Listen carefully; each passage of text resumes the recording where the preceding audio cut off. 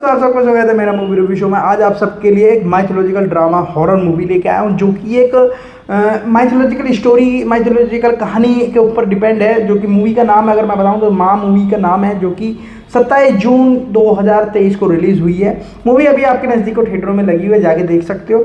Movie के बारे में हम छोटी छोटी चीज़ों के बारे में बात करेंगे, मूवी की कहानी के बारे में बात करेंगे, मूवी के डायरेक्शन की बात करेंगे और मूवी के मेन किरदार के बारे में बात करेंगे। सबसे पहले मैं बात करता हूँ इस मूवी के अंदर मेन किरदार में कौन है। काजल इस मूवी के अंदर मेन किरदार में है, जो कि एक माँ का किरदार कर रही है, या एक अंबिका करके एक लेडीज होती है जिनकी एक बेटी होती है, उनका किरदार कर रही हैं। और एक किरण शर्मा है जो कि इस मूवी के अंदर बेटी का किरदार कर रही हैं। और रोनित रॉय हैं जो कि जयदेव का किरदार कर रहे हैं। और ये सभी आपस में एक दूसरे से इंटरकनेक्ट होते हैं और एक तरीके से एक कह सकते हैं इन्हीं तीनों के बीच की पूरी कहानी है। हॉरर कॉमेडी मूवी है, सॉरी हॉरर और माइथोलॉजिकल स्टोरी पूरी कहानी है।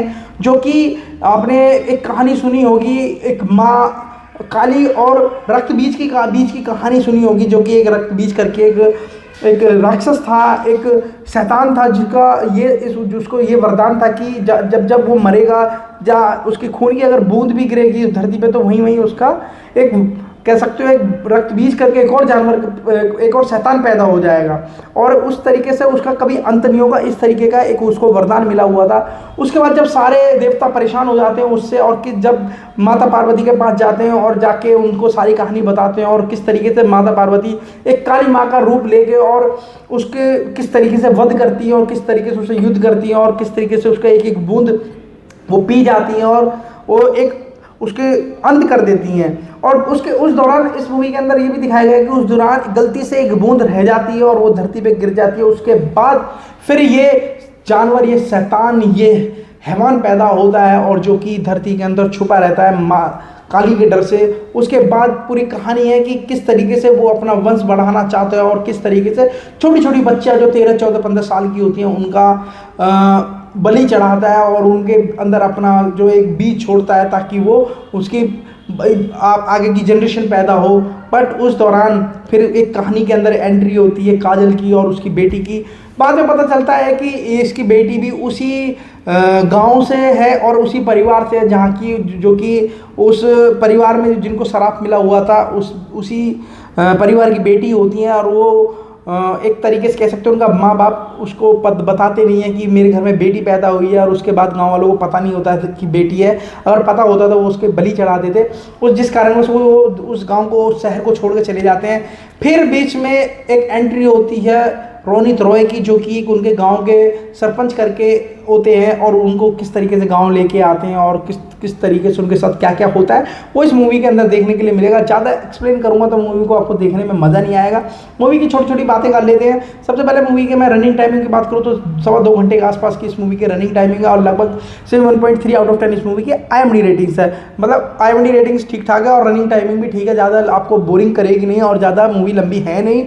अगर मैं मूवी के बारे में बात करूँ तो इस मूवी के अंदर कोई वल्गैरिटी नहीं है, और ना ही किसी तरीके का कोई सॉन्ग है। हाँ, एक छोटा सा लास्ट सॉन्ग रखा गया जब माता काली का रूप लेती है काजल और किस तरीके से उसका वध करती है, उस टाइम उस बीच में वो एक छोटा सा गाना है, तो वो सिचुएशन के हिसाब से ठीक भी था। वो लगा नहीं कि फालतू का डाला गया है या फालतू का खामा की टाइमिंग बढ़ाई जा रही है और खामा की उस गाने को दिखाया जा रहा है। माइथोलॉजिकल मूवी है, थोड़ा सा आपको देखने में मज़ा आएगा, क्योंकि जब माता पार्वती, काली माँ और रक्त बीज जैसे शैतानों की बात होगी और किस तरीके से उसका वध करा जाएगा, उस सब के बीच में ये मूवी आपको देखोगे तो मज़ा आएगा। एक और चीज़ बता दूं, जो कि अजय देवगन की एक मूवी आई थी शैतान, वो ये मूवी भी उसी का आप कह सकते हो यूनिवर्स है और उसी का पार्ट है।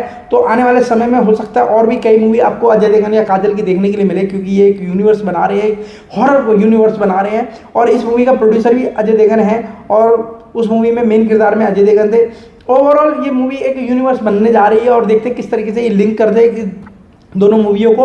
अगर मैं बजट की बात करूं तो इस मूवी का बजट 18 करोड़ था, और अब तक ये मूवी 50 करोड़ की इनकम कर चुकी है, मतलब कलेक्शन कर चुकी है। ओवरऑल मूवी के कलेक्शन अच्छे हो रहे हैं, आगे भी होंगे, क्योंकि अभी ये मूवी थिएटर पे लगी हुई है। और इस मूवी का अगर डायरेक्शन की बात करूं तो विशाल फुरिया ने इस मूवी को डायरेक्ट किया, और 27 जून 2025 को ये मूवी रिलीज हुई है।